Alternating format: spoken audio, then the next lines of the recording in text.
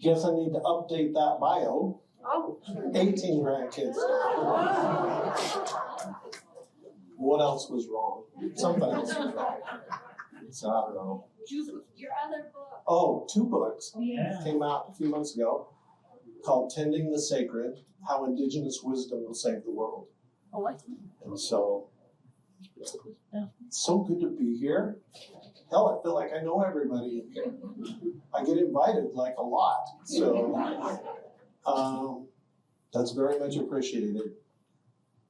If you came today expecting a presentation about Native American traditions and planting and harvesting, you might find this talk just a little bit different. You can't tell the story of indigenous foodways by only talking about seeds and soil. Soil holds memory. Land holds history. And the story of Native American food is really inseparable from how we were separated from our own land. We need to tell the whole story, including broken treaties, land dispossession, and boarding schools. When land was taken, it wasn't just acreage that was lost. It was language, ceremonies, seed saving, watershed knowledge. But that's not a big deal today. And ecological relationships. So I will talk about food, but I will also talk about the hands that once tended to it. You cannot hear the soil without the knowledge that has been written into it. When I was a boy, my grandmother used to tell me that seeds never forget who they are. She said that somewhere buried deep within the earth, beneath years of dust and silence, there are seeds waiting for us. Seeds that our ancestors planted long ago. They are patient, she said, waiting for the songs and the prayers that will call them back to life. For a long time, I thought she was speaking in stories, the way grandmothers always do. But I have come to understand that what she meant was true in a different way. Not long ago, my class at Utah State University, so I teach in the fall at the U, and in the spring I teach at Utah State. My class began restoring an old piece of land that had once been probably my people's garden. It hadn't been touched for generations. As we worked the soil and planted new seeds, corns, beans, squash, the 3 sisters, I remembered her words. No, we didn't uncover ancient seeds that spring back to life, but something else woke up that day. The land remembered us.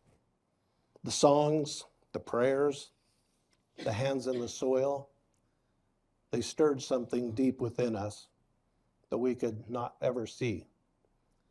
And when those young plants began to grow, it felt as if our ancestors were growing again with them. That is when I understood what my grandmother meant. Food sovereignty isn't just about returning to the past. It's about remembering who we are and carrying that memory forward. Because when we plant, when we sing, when we return to the earth, we are not just growing food, we are growing belonging. That is what food sovereignty is to me. It's a relationship. A relationship like seeds only grow when they are tended and cared for and loved. Our food is our medicine.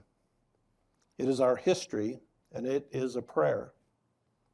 When we plant seeds, we are planting ourselves back into the story of creation. A long time ago, many of our people lived by the rhythms of the seasons and the kindness of the soil. Every spring, the grandmothers would gather at the planting grounds, singing the old songs that called the seeds to awake. They planted corns, beans, and squash, as we know the three sisters. And we knew that as long as they grew together, so would we. The land fed us, not just food, but with stories. Then one spring, the soldiers came. They said the land now belongs to someone else.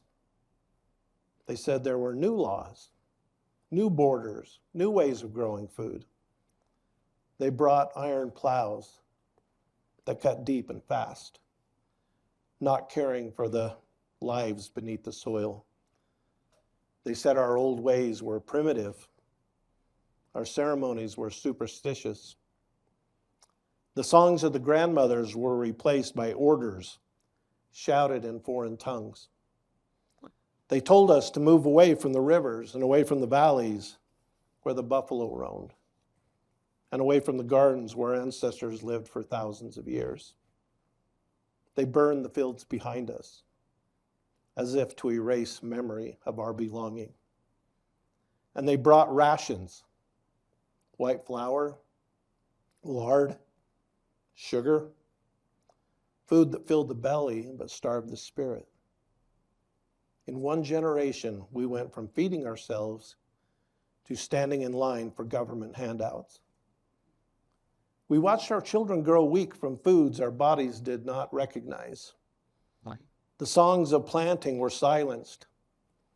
The stories of the seeds almost forgotten. The land was taken, but so too was our sense of balance and our health and the sacred trust with the creation. But the story doesn't end there. Even when the soldiers burned our gardens, some of our grandmothers carried the seeds in the hem of their skirts, hidden like prayers. They carried them through exile, through hunger, through boarding schools and broken treaties. They whispered to the seeds, "Someday you will grow again." And now when we plant those seeds once more in our community garden, in our ceremonies and in our classrooms, we are not just planting food. We are planting memory. We are planting resistance. We are planting the futures that our ancestors dreamed of when they refused to let those seeds die. This is a story of dispossession, but it's also a story of return, because the land has begun waiting for us. And when we remember again how to feed ourselves in the old ways, we remember who we are. If colonization was about taking the land, wasn't it also about taking our food and therefore taking the very power to live? As one elder said, they made us forget the taste of our own land. When I think back, and when I tell this to the young people in my class or visitors who come to learn, I do not start with maps or dates. I start with a heartbeat. I start with the sound of walking on soft earth, with small ordinary things that bind people to place. The way the wind reads the sage. The way the water remembers the shape of a canyon. The smell of smoke on the morning when the elders are drying corn or smoking deer's hides. They took that heartbeat first. I remember my grandmother's hands more than anything. The way she cupped the soil like a child. The biscuit-thin scars where the hoe had slipped. The way she would tell by the smell of the dirt which seeds would awake first. She would say, the land taught us how to be in this world. She taught me how to listen to the beetles and to know when the berries were ripe, just by looking. Those were ordinary lessons, but they were scaffolding for an entire way of being. Then a new way came, the quiet unraveling. They came in the language of law. Sorry, county attorney. And in paper. And then the strategic logic of a new economy that did not know how to honor reciprocity. They came with lines to sign, lines drawn across maps where rivers and mountains had always been just one community. One day, the places where our grandmothers had planted were ours. The next day, we were told to leave. Removal was not just a single act.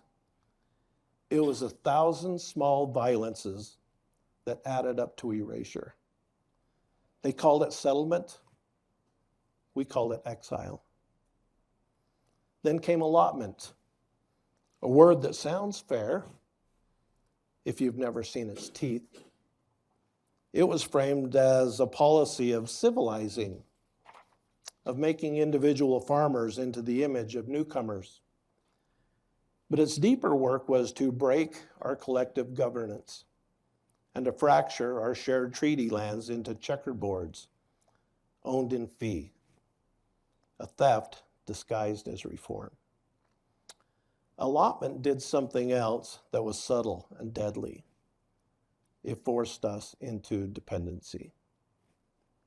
Where once we moved with the seasons, took what the land offered with ritual and restraint, now we're measured by quotas, by rations and receipts. When crops failed, and they did regularly in those poor imposed soils, there was a line at the agency where you collected your white sack of flour and cans of meat that had no name.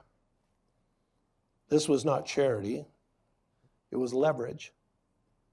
With rations came control. I remember my great-grandparents telling me about the day they first opened that government sack. The white flour lay like snow, smooth, dense, but unfamiliar. They had no idea how to make bread that did not take the spirit out of the meal. The lard went into pots and made a kind of grease that sat heavy in your bellies.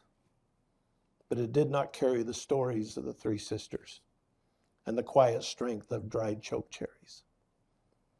We were taught to be dependents in a world that called itself free. Then boarding schools arrived like a cold wind, an effort to complete what removal and allotment had begun. They were factories of forgetting. Children were given names that were foreign to their tongues. Boarding schools were meant to make us fit into a society that would never truly see us. I do not tell this to collect pity. I tell it to make it clear that what looks like loss is often the steady rearrangement of power. Every child taken from a home was a seed not taught how to speak its name. Multiply that across generations, and you have a thinning of memory so profound that it becomes structural. And if you want an image of what makes that whole lie of progress impossible to walk past, then let's take a look at the buffalo. The killing of the bison was not an accident of commerce. It was strategy.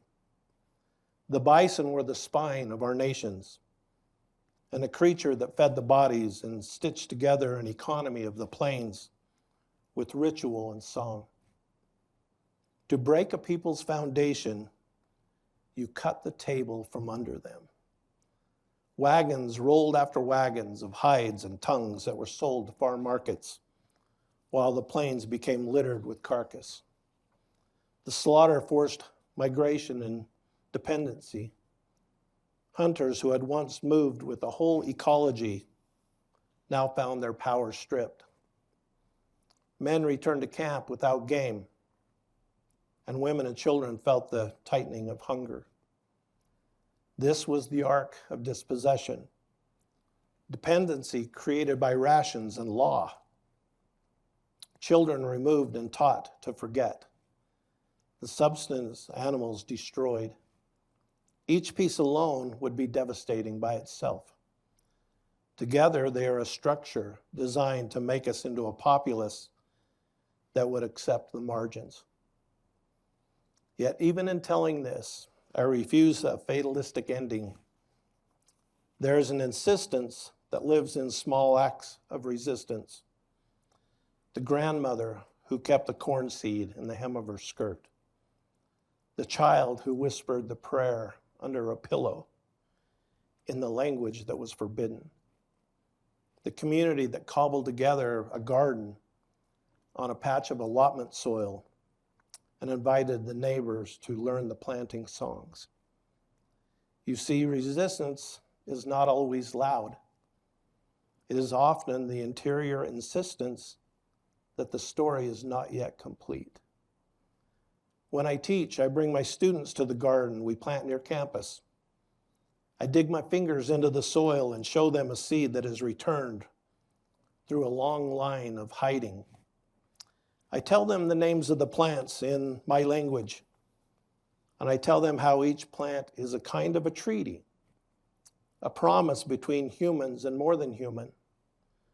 The students begin to understand that food is not merely food for calories. It is memory and governance and responsibility. I wish people could see the acts of renewal we practice that are not nostalgic but necessary.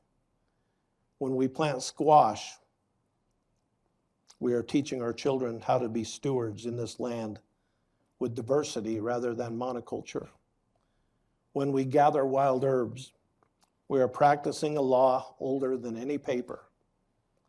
When we invite youth to learn to tan hides, to butcher with respect, to learn the rites that precede the hunt, we pass on knowledge that policies attempted to sever.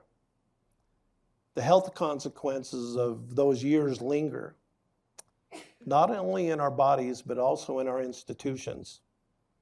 Diabetes, heart disease, addiction, these are modern manifestations of a long history of forced diet, trauma, and social fracturing. But along with the illness, there is healing that has begun to move through our culture. Language revitalization, community gardens, reclaiming trails, youth learning to harvest fish with permission and gratitude. There is also accountability. To repair is not simply to plant a garden or hold a ceremony.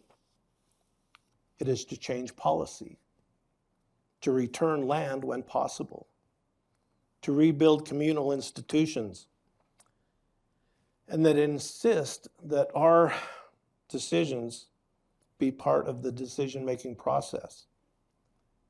It is to insist that progress without relationship is little more than camouflage for ongoing dispossession.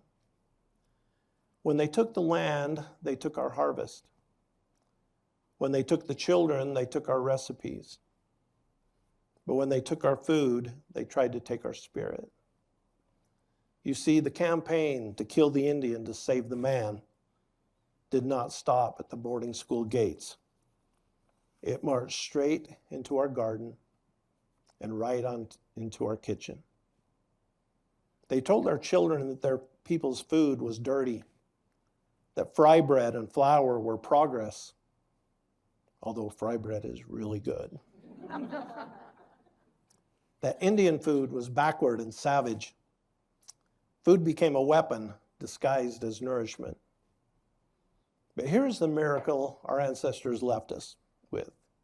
Even in those hard years, someone always kept a seed. Some grandmother always hid away a handful of corn, a pouch of wild rice, a dried string of beans. They knew that someday their grandchildren would need to remember the flavor of freedom. When I planted in our community garden today, I filled them with me. Food sovereignty is not only about feeding the body, it's about feeding the story, feeding the relationship, and feeding the memory of who we have always been. The same weapon they used to try to erase us is now the same tool that we use to reclaim ourselves. Reclaiming food is not nostalgia. It is repair. It is how we braid the broken strands of knowledge back together. When we plant the old seeds, we also plant our old stories. When we cook the traditional foods, we remember the value that shaped our governance: sharing, balance, and respect. The recipes carry law. The harvest carries identity. And in that way, food sovereignty is not just a political act, it's a spiritual one. It is how we become whole again. One seed, one story, and one meal at a time. That's how we heal. That is how we reclaim not only our right to the land, but our relationship with it. Because in the end, to feed ourselves in our own way is to say to the world and to our ancestors, we are still learning, we are still tending, and we are still here. Food sovereignty for Indigenous peoples is not just about the right to eat. It is a right to belong.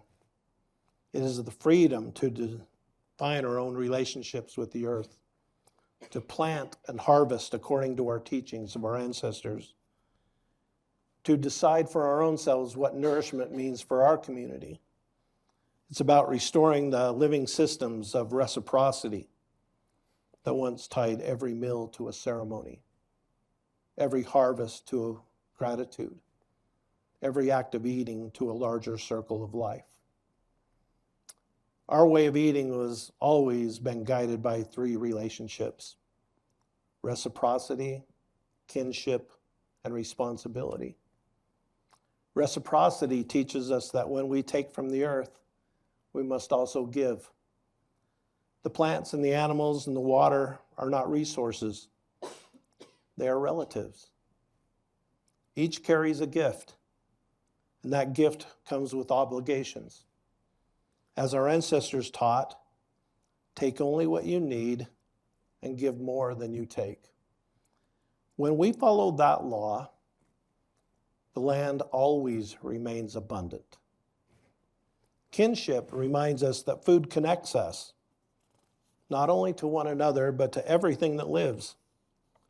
When we gather berries or hunt deer or plant corn, we are entering into a relationship that demands respect. Food in this way becomes a ceremony of relationships. And last, responsibility. It's what ties it all together. Our right to food is not just a political right, it's a sacred duty. We are responsible for the well-being of the land that feeds us, for the continuation of the seeds that sustain us, for teaching our children how to live with gratitude rather than entitlement. When we say food sovereignty, we are also saying food responsibility. This worldview stands in deep contrast to Western agriculture, which often sees land as a commodity rather than a community. In that system, the soil is measured in yield, not spirit. The colonial mindset asks, how much can I take? My teachings ask, how much can I give? When we live by that question, abundance always follows, but not the abundance of money, but the abundance of belonging to community. Food sovereignty then is returning to the wholeness. It is the renewal of the original instructions to live in balance, to care for land as kin, to ensure that we leave this world, there will still be enough for the next generation. When I speak to young people today about food sovereignty, I always remind them that this is not a story about what was taken. It's a story about what has endured and what will rise again when they remember. The seeds are still here. They have been waiting for our hands to remember the feel of the soil again, waiting for our voices to sing the old songs again, waiting for us to believe that the earth still holds enough for all of us. And now across Turtle Island, the map is being read again. Everywhere I go, I see community gardens sprouting up like prayers. On reservations, in backyards, in schoolyards, and on university campuses. I see people gather around seed exchanges and harvesting feasts, learning that food is not only substance, but story. These are the quiet revolutions that heal the land and people together. That's the heart of Indigenous food. It's not charity, it's self-determination. It's the refusal to let colonialism define our diets and our dream. It's the restoration of sacred relationships between people and place. A good friend of mine, and I was talking with someone in the back, his name's Sean Sherman, an Oglala Lakota chef, known very famously as the sous chef, has reintroduced the world to Indigenous cuisine, not as a relic of the past, but as a living expression of contemporary Indigenous identity. Sean's work is transforming how people think about food and culture. He is teaching that Indigenous cooking isn't just about ingredients, it's about philosophy. It's about sourcing food locally, honoring the seasons, respecting the limits of the land, and reconnecting to community, to pre-colonial foodways that once sustained them in health and spirit. Sean's work is not about nostalgia, it's about presence. When he cooks, he invites people to experience what it means to live in good relationship with the earth. Every meal he serves is a lesson in respect and reciprocity and renewal. Through his work, he teaches the world what we have always known, that food is medicine, that cooking is ceremony, and that the future of food must be indigenous if the future itself is to be sustainable. And when there's the work happening right here in Cache Valley, where our own community garden has become a living, learning classroom, each spring when we gather with students and community members and elders to plant, we are not just teaching them how to grow food, we are teaching them how to grow connection. Our garden holds 31 varieties of Indigenous plants: corns, beans, squash, melons, sunflowers, sage, and others that once fed this land and the people who loved it. When we planted them, we planted memory back into the ground. We invited the old stories to come back. When we teach our students to plant Indigenous seeds, we are teaching them to decolonize the mind through the body, to let the hands remember what the textbooks have forgotten. Teaching them to plant is teaching them to listen to the land and to our ancestors themselves. It is showing them that sovereignty begins with the seed, and it is reminding them that the classroom of the future must have sunlight, wind, and the smell of the earth in it. I tell my students, to plant a seed is to believe in tomorrow, but to plant an Indigenous seed is to remember yesterday. And when we remember yesterday, when we remember who we are, we begin to heal the earth and the people and the spirits that connect them both. In the old days, before the harvest, our grandmothers would make offerings, maybe a pinch of tobacco to the soil, a prayer whispered in the wind, a moment of stillness before the first ear of corn was picked. They taught that gratitude is not a feeling, it's a practice. Food has always been our first teacher, our first medicine, our first ceremony. It has always taught us humility, that we are part of a web, but not the center of it. It teaches us generosity, that abundance is found in sharing, not hoarding. It teaches us patience, that good things grow in their own time and not ours. When I stand in the garden at dusk, as I did last night, listening to the sound of the wind through the corn stalks, although they're not corn stalks yet, I often think about how far we've come. We may be planting not far from a college campus, but the song is the same ones my ancestors sang besides those fields and rivers. That is ceremony. That is relationship. That is the sovereignty that we are claiming. Not just the right to grow food, but the right to live in gratitude again. The work of food sovereignty is about returning to what once was. And it's about imagining what could be. It's about taking the wisdom of the past and planting it into the soil of the present so that a different future might grow. Indigenous food sovereignty is, at its heart, a blueprint for transformation. It challenges us as educators, policymakers, and community members to reimagine our relationship with the land and food and with each other. It reminds us that when we eat, grow, and share food, it's never just an economic or agricultural issue. It's a moral one. It is a spiritual one. It is a question of who we are and how we choose to live on this earth. Imagine for a moment if universities become a living classroom where gardens are not just landscape, but curriculum, where elders are not guest speakers, but co-teachers, where research is measured not by publication, but by regeneration of the soil, of culture, and relationships. That's the kind of education that heals. That's the kind of education and learning that lasts. Our food systems are industrial, extractive, and globalized, have forgotten the language of balance. They measure success in yield and not harmony. And now the earth is reminding us of the cost.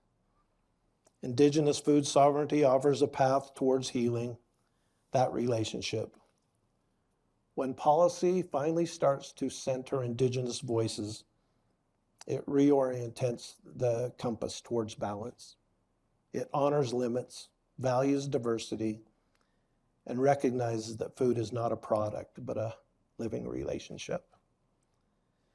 So we need local governments and community organizations to partner with tribal nations, nonprofits like mine, seed exchanges, shared gardens, and land return initiatives. They're not acts of charity, they're acts of justice. Imagine a future where every community has a garden, tended by many hands, Indigenous and non-Indigenous, sharing not only the seeds, but the stories, not only harvests, but history. Where food once divided us, it can now bring us back together.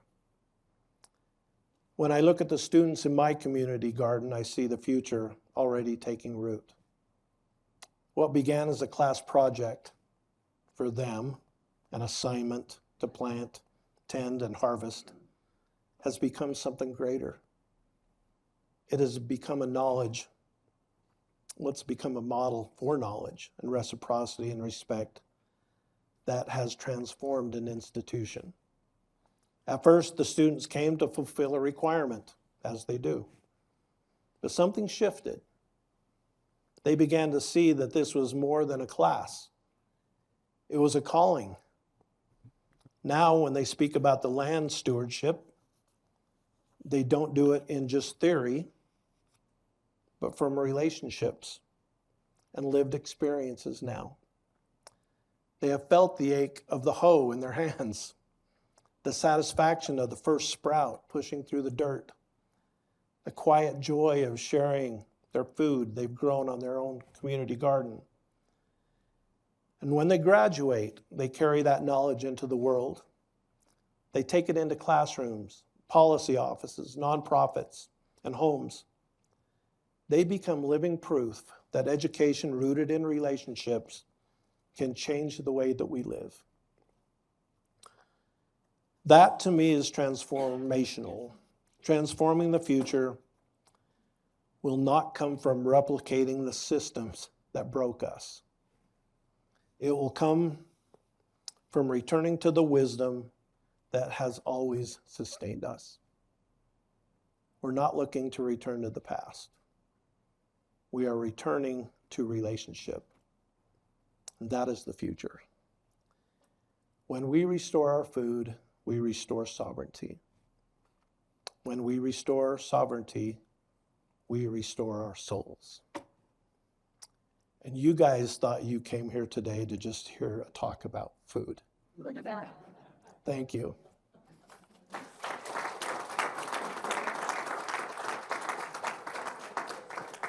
Now for your entertainment, we produced so at the end of the garden experience last year, we had a harvesting event for the whole community. Everybody that came got to take whatever they wanted home. The best thing of all was the Cherokee Candy Roaster squash, by far, by a mile. And then we had a dinner. And so we produced a 3-minute video of the garden from day one planting to the end of the dinner. So take it away, my friend.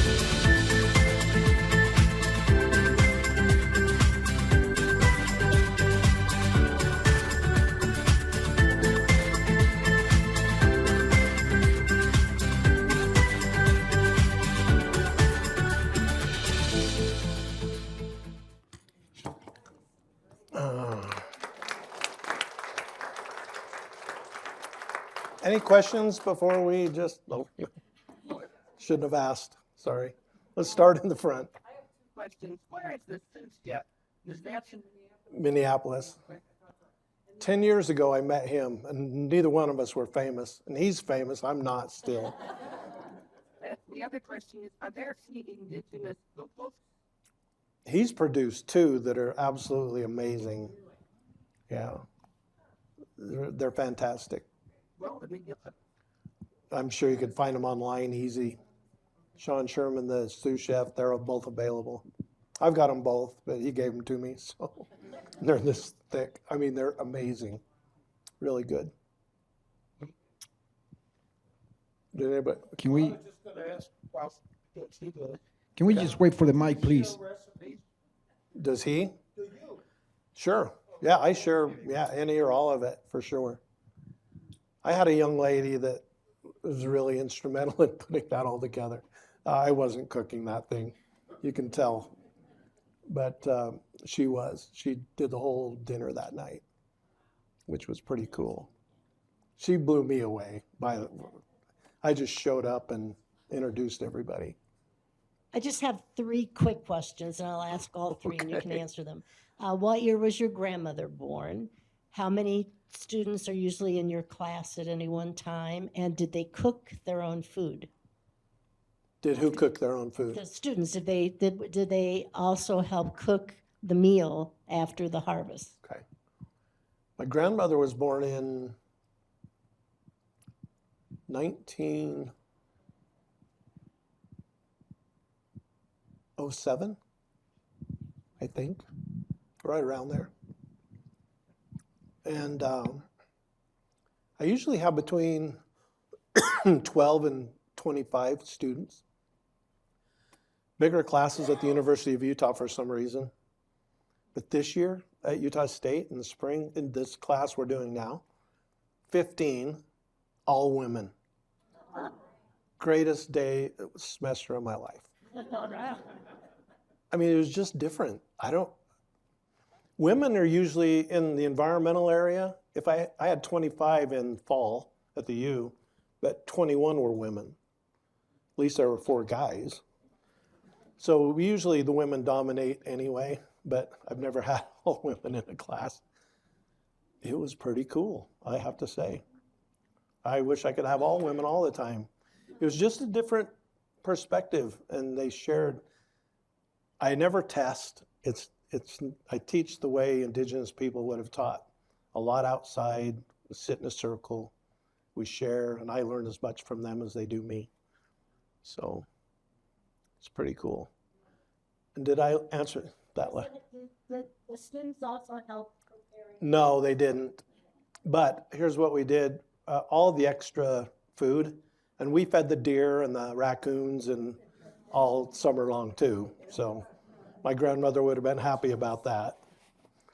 I donated all the rest to the food bank at Utah State University. There's a lot of food insecurity on our university campuses. And so I donated it to them. And I let whatever students wanted to take home, they took home whatever they wanted to. So I'm sure they did cook it, but they didn't cook it that night. I had somebody that knew what they were doing cook it. So, any other questions? Yeah. What is the average day you students? Average age of the student, sorry. Oh, you're okay. Just college freshmen, juniors, seniors. Although I have a lot of people audit it. Community members and professors. And if somebody asks for me to send out a syllabus, I'll send out the syllabus so you know what I'm going to talk about that day. So my class could be 15 or it could be 25 or 30, depending on what I was actually going to teach that day. So, and I don't care. I tell them, don't even audit it. Don't sign up for it that way. Just come. I mean, let's just come and learn. So it wasn't such a drive for you. I'd do the same thing here, but. Have you done corn and beans? Yes. We planted 4 varieties of corn last year, and we're doing this, I think 5 varieties this year, but none of it sweet corn. It's all Hopi blue corn, Apache white corn, red glass corn from somewhere. I had a couple of students take on the finding the seeds and what we're going to do. But there are seeds from all over the country. I mean, Iroquois squash and all kinds of things. So What kind of beans are we talking about? I don't know. I know the Iroquois provided us with some beans. They were my least favorite, but they grew really good. I was a little worried about Cache Valley's, probably real close to the same climate here. But everything grew really good. I can get a list of all the plants. I can send you a list of everything we're planting. And Sure. this year we went from a 1/4 acre last year to 2 acres this year. But we planted plant medicine and dyes and stuff this year, and choke cherries and service berries and elderberries and stuff that will be there forever now. And so a lot of stuff like that this year is in the 2 acre part. And it's at, if you didn't notice, the Stokes Nature Center. They have one up Logan Canyon, but they had 11 acres donated to them down in the middle, a beautiful piece of property. And that's where the garden's at. It's in Nibley, it's called. So, yeah. Thank you for coming. Did you plant any Four Corners potatoes? Have you tried using those? No, but that's my fault. We were going to. There was a young lady that worked at Red Butte. They had some. And she called me and said, I've got some potatoes for you. And I just didn't make it there. And that's, we're going to this year, though. Do you have a favorite vegetable? That Cherokee candy roaster squash was crack cocaine. I've never had crack cocaine, but I'll tell you, I could be addicted to that for sure. Sorry, county attorney. I really don't do crack, but that should be classified in the same category. Really good, really sweet. And it was the one in there that had that drizzle on it. Oh my gosh. I don't know what she did to it, but it was overpowering. It was good. And the melons, did you see that? It kind of looked like a watermelon on the outside, but it was orange. That was the sweetest thing I've ever tasted. It was really good.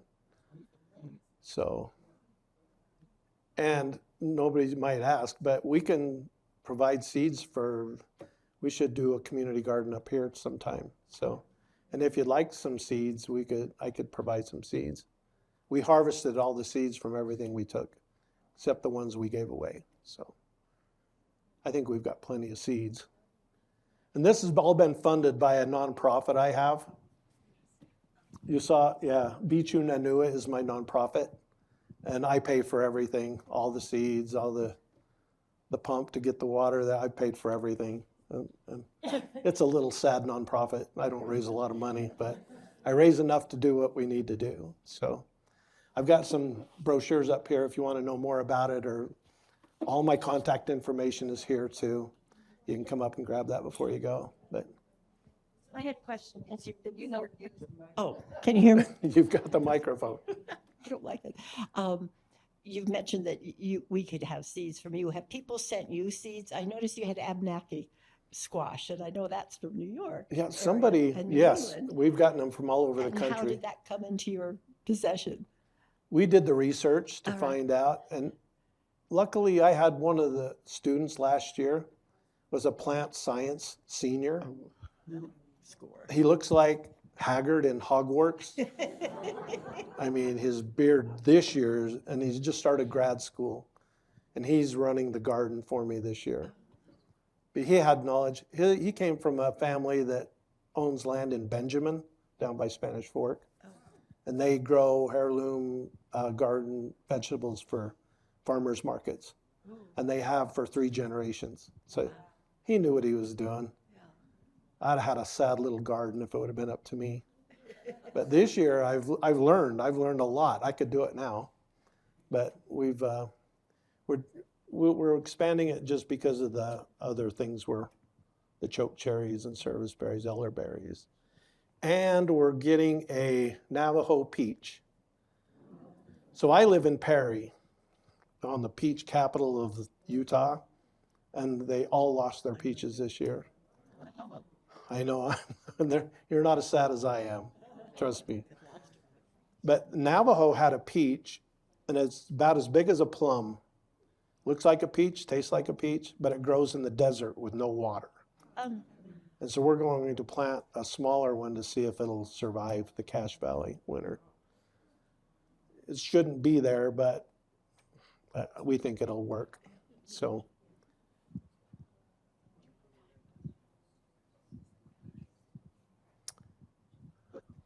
What will you do with the dyes?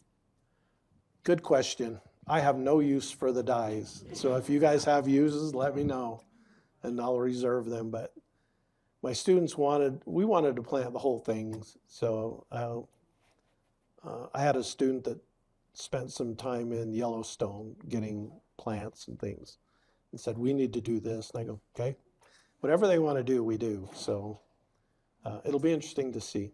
Yeah. And the dyes be used like that and I'm sure. Can the dyes be used for pigment and paint? Look, I don't know, but I'm sure they can somehow. And wool and any other thing that you wanted to dye. In fact, I know they can be used for paint. So I had a gentleman ask me that a while ago. choke cherries. They're the best things ever. You can't eat one off the tree, though. I mean, they're. Choke cherry syrup is my favorite. I mean, you have to add so much sugar that, yeah, you turn into a diabetic after one pancake. And choke cherry jam. Both of those are my favorites. So And do you the have to wait Shoshone's till it gets to be a tree and then you can have? Yeah, it'll take 3 years before we see a yield from what we planted this year, as far as those go. Choke cherries, though, were harvested and dried by the Shoshones, and that's what they would eat all winter long without sugar.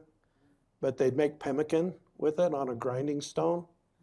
Choke cherries, pine nuts, and a jerky of some kind, all mixed together. That was their winter diet.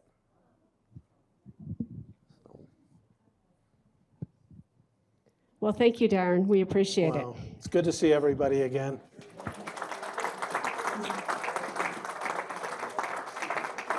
I'll come next year, but I think you've heard everything I know, so. Still, a refresher wouldn't hurt. Thank you so much. You're welcome. I love the way you put it together.